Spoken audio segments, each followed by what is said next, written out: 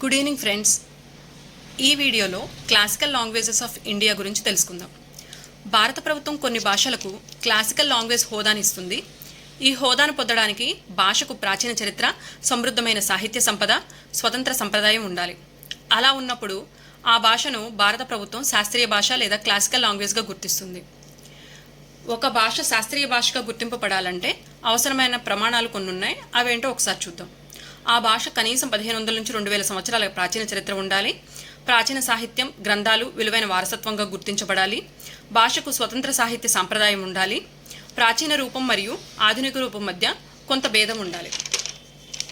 ఇప్పటి వరకు శాస్త్రీయ భాష హోదా పొందిన భాషలు 11. అవి ఒకసారి చూద్దాం. తమిళ 2004.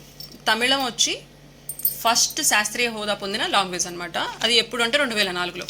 సాంస్క్రిట్ 2005, కన్నడ అండ్ తెలుగు 2008లో, మలయాళం 2013, ఒడియా 2014, మరాఠీ 2024, పాళీ, ప్రాకృత్, అస్సామీ, బెంగాలీ ఈ 5 భాషలు కూడా 2024లో శాస్త్రీయ భాషా హోదాను పొందాయి.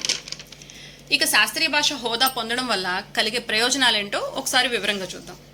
ఒక భాషకు క్లాసికల్ లాంగ్వేజ్ హోదా లభిస్తే ఆ భాష యొక్క పరిరక్షణ, పరిశోధన మరియు అభివృద్ధికి కేంద్ర ప్రభుత్వం నుంచి ప్రత్యేక ప్రోత్సాహం లభిస్తుంది.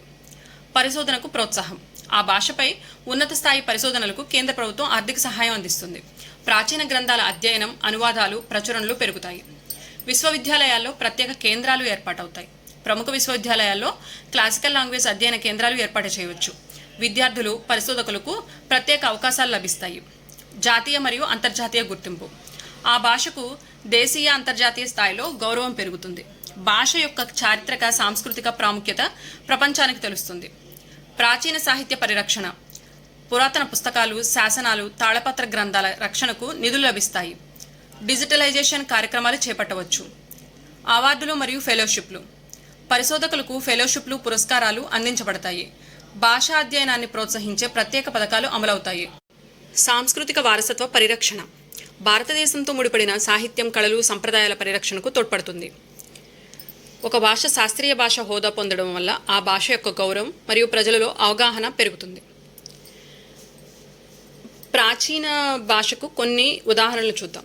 తమిళంలో క్రీస్తుపూర్వం 300 సంవత్సరాల క్రితమే సంగమ సాహిత్యం అని రచించారు. సంస్కృతంలో వేదాలు, ఉపనిషత్తులు, శాస్త్రాలు. పాళీలో బుద్ధుని బోధనలు, త్రిపీటకం. ప్రాకృతంలో బౌద్ధ సాహిత్యం. తెలుగులో నన్నయ్య రచనలు. కన్నడలో 9వ శతాబ్దంలోనే కవి రాజమార్గ. మరాఠీలో జ్ఞానేశ్వరి వంటి ప్రాచీన గ్రంథాలు ఉన్నాయి. ప్రస్తుతం భారతదేశంలో 11 శాస్త్రీయ భాషలు ఉన్నాయి. అందులో మొదటి తమిళం 2004లో, 2005లో సాంస్క్రిట్, 2008లో తెలుగు, కన్నడ, మలయాళం 2013, ఒడియా 2014, 2024లో 5 భాషలు మరాఠీ, పాళీ, ప్రాకృతం, అస్సామీ, బెంగాలీ ఈ హోదా లభించాయి. ఇవి గుర్తుపెట్టుకోవడానికి సింపుల్ టెక్నిక్స్ని ఇక్కడ మెన్షన్ చేశాము. ఒకసారి చూడండి.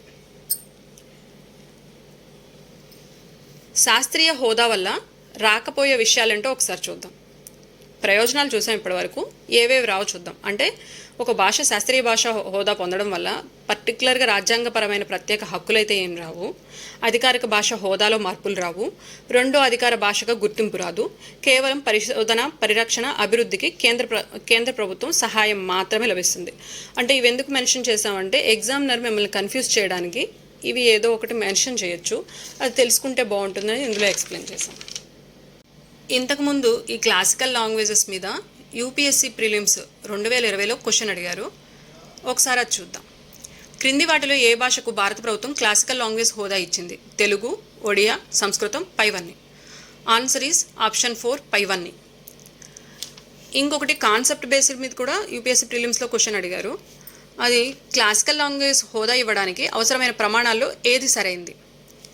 ఆప్షన్ ఏ 100 సంవత్సరాల చరిత్ర, ఆప్షన్ బి 500 సంవత్సరాల సాహిత్యం, ఆప్షన్ సి 1500 నుంచి 2000 సంవత్సరాల ప్రాచీన చరిత్ర, ఆప్షన్ డి కేవలం మాట్లాడే భాష కావాలి.